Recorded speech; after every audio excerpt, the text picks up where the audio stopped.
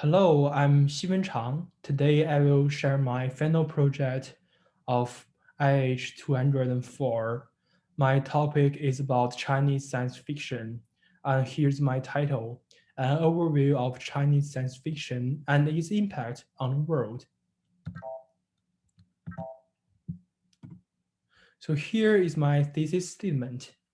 Throughout this presentation, I will discuss a brief history of Chinese science fiction, representative works of Chinese science fiction, the characteristics of Chinese science fiction compared to Western science fiction, and its impact. And here is my content. So first we will talk about the brief history, and then I will introduce some representative works. So thirdly, I will share my own opinion about characteristics compared to Western works. And in the end, I will talk about the Chinese science fiction impacts on the world. So first, let's talk about the brief history. So I'd like to divide the history of Chinese fiction in four parts. So the first part is West part. It's since 1903. So the era is late Qing dynasty. So we talk about the famous promoter, and this is his photo. He's a great writer, thinker, and revolutionary. He hoped to convey the advanced science and technology of the West to the people through the career of science fiction. He really appreciated Western technology and advocated science fiction. He also translated the works of Jules Verne. So I think we know Jules Verne. He is a great pioneer of science fiction. He also left a lot of great science fiction works in this world. So then is progress part. So it's from 1912 to 1966. And I will talk about Lao She. He's a great writer and playwright in China. We have learned his work, Cat Country. So this is his photo. So his famous works also includes Tea House and Camel Xiangzi. He is good at use his works to reflect the social reality. And then a famous writer is Zheng Wenguang. He is the father of the Chinese science fiction. And then we come to a of tragedy part of Chinese science fiction. So I'd like to call it stagnation part. This period is from 1966 to 1976. During this time, China experienced cultural revolution.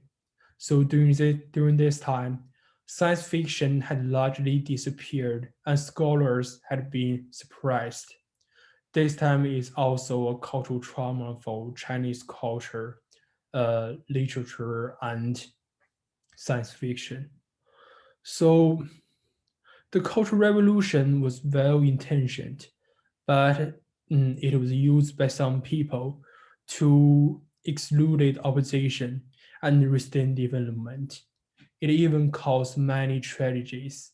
Lao She, as we learned, uh, he committed suicide during this period because as a scholar he suffered from unfair persecution during this period. And then we come to prosperity. So it's from 1978 to present. In the 1978, uh, China become mm, more and more opening. So the policy of reform and opening up come to the stage of history. During that period, the spring of science has come. So science fiction writers become more and more, and the country's open attitude towards science and culture has inspired the creators' enthusiasm. And this photo is Liu Cixin, and uh, I think a lot of people know his famous work, The Three Body Problem, and I will talk about his work later. So here is the second part, representative works. So in this part, I will talk my favorite Chinese science fiction work, The Three Body Problem, written by Liu Cixin. So it tells the story about Earth civilization and the three body civilization. So the story is about the rise and fall of the two civilizations. In order to survive, three body civilization hopes to find a new home. Um, in this novel, there are also some elements about cultural revolution. So Ye Wenjie, a main character in this uh, novel, because she was persecuted in cultural revolution, she was really disappointed of uh, Earth society. So she chose to respond the information from three body civilization, which made a three body civilization located the Earth. So there's also a three in this book called the Dark Forest 3.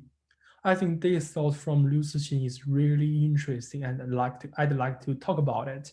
The dark forest theory means the universe is just like a dark forest, and every civilization is like a hunter with a gun. So we don't know the other hunters, they're friendly or they are our enemies. So the safest way to keep our own safety is if we find the other hunters, we should shoot them and kill them. This is the only way to keep our own safety. So this is a really cruel rule in the whole novel series. And I think this is a really smart thought, because Stephen Hawking also warned people don't try to make connection with the aliens, because we don't know they are dangerous or they are safe for us. So there is another of representative work called Folding Beijing, written by Hao Jingfang. It is also awarded by Hugo Award. It tells a story about three species of different social classes. The author imagines a future in which Beijing is divided into three species. Different classes of people have unequal time and space. The people living in the higher level, they can enjoy most space and time, but people living in the lower level, they can't enjoy as much space and time as the people living in the upper level. So this is a metaphor for reality. In today's society, social classes has been more and more divided. It is increasingly difficult for people to cross social classes. The author alludes for this reality through the three levels of the city. So it also talk about a problem in our society is class curing. So people cannot use their knowledge and their ability to across their level. So it also reflects the problems we are facing. So in the third part, I'd like to talk about the characteristics of Chinese science fiction compared to Western works. I'd like to talk about it in two aspects. The first is cultural background, and the second is ideology. So the cultural background is due to China's long history and different kind of cultures. Um, Chinese science fiction works have more idealism content. So about ideology, due to the late start of technology, Chinese science fiction focuses more on present event and collective power. I will post some examples about it. So first, about cultural background. Uh, I think one of the best example is Good Hunting, written by Ken Liu. Uh, his Chinese name is Yu Kun Liu. Uh, his work Good Hunting also has been animated in Netflix, Love, Death, and Robots. So uh, we can we can find more street factors in this movie. So like um, the narrator's father, he has lots of toysome elements like his necklace. There's a symbol of yin yang tai chi. It's a really essential elements in toysm. So he's a monster hunter. So the heroine in the story, Yan, she's a fox monster. She can change into a woman and attract the attention or love from men. So in Chinese culture, this kind of monster called 狐狸精, like Dr. Chu discussed in our course.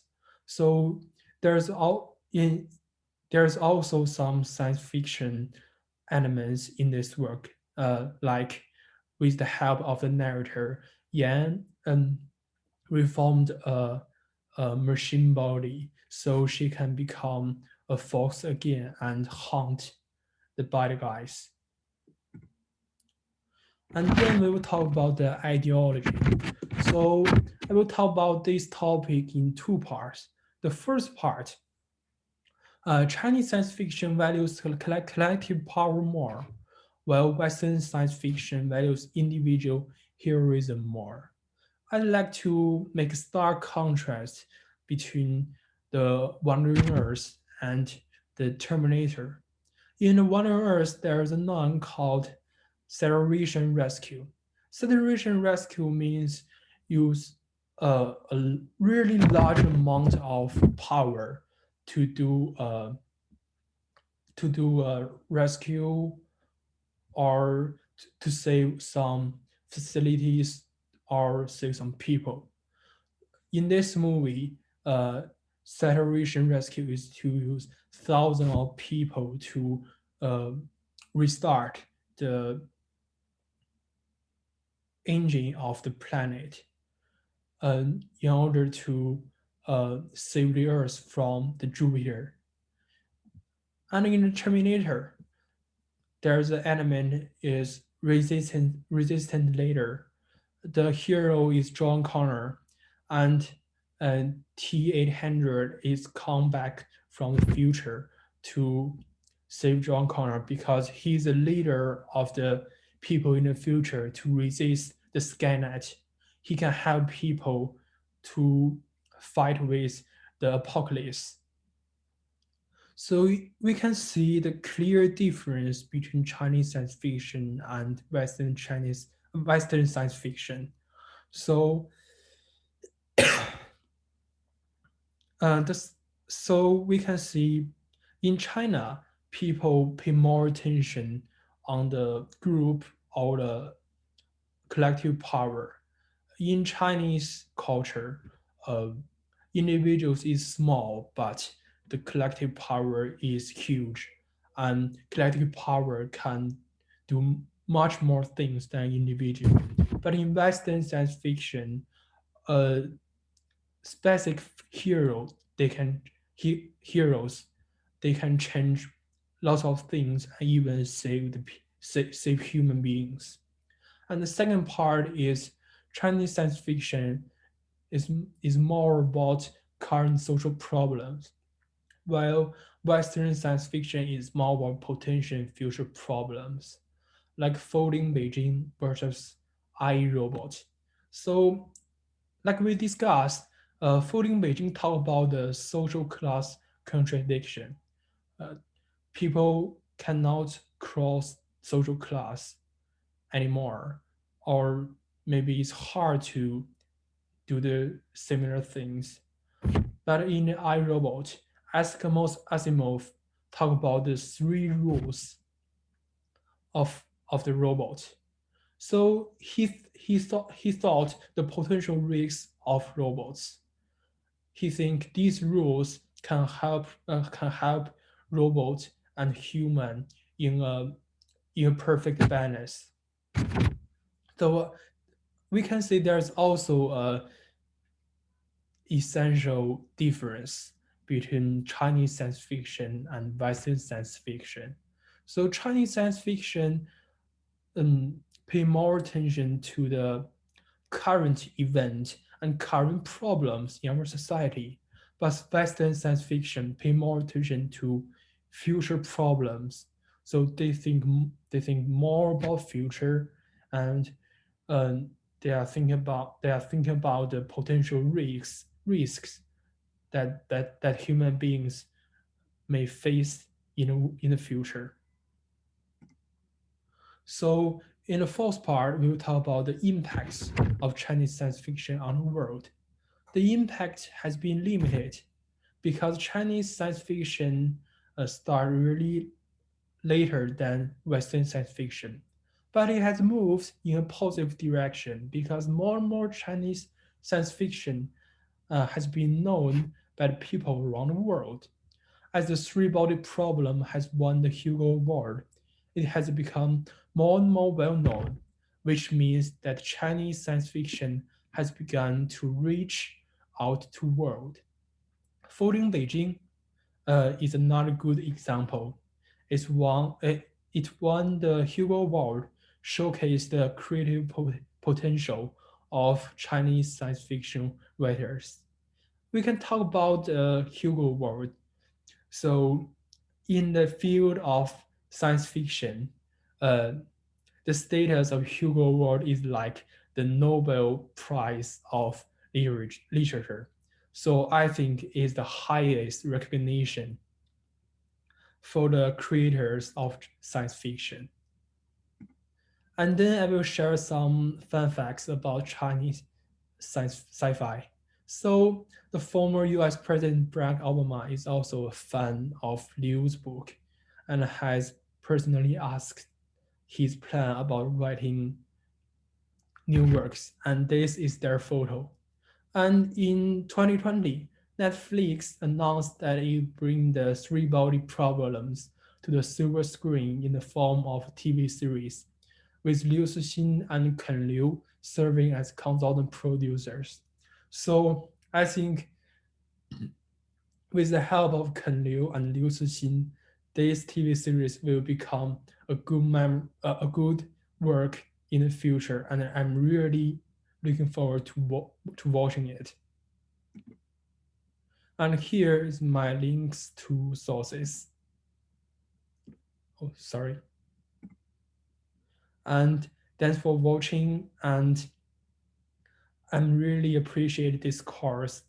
This course took me a lot of new knowledge about East Asian culture. And thank you again, and goodbye.